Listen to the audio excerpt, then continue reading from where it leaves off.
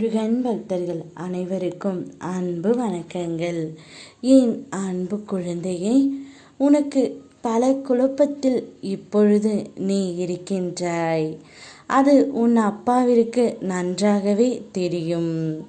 ஆனால் கவலை இல்லாமல் இரு தங்கமே.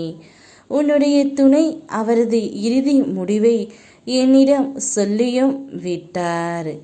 இனி வாழ்ந்தால் உன்னோடு தான் வாழ்வேன் என்ற ஒரு இறுதி முடிவையும் அவர் எடுத்து விட்டார் தங்கமே. உன்னுடைய எல்லா முயற்சிகளும் உழைப்பும் எனக்கு நன்றாகவே தெரியும்.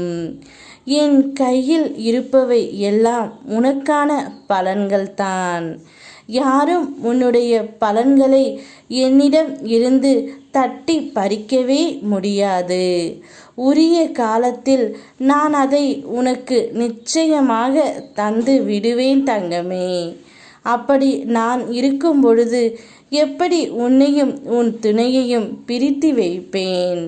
அதனால்தான் உங்கள் இருவரையும் சேர்த்து வைப்பதற்காகவே இருவரிடமும் தனித்தனியாக பேசி விட்டுத்தான் வந்தேன்.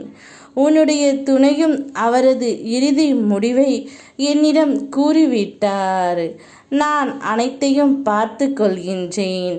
வாழ்ந்தால் என் துணையுடன் தான் வாழ்வேன் என்ற ஒரு முடிவையும் எடுத்து விட்டார் தங்கமே.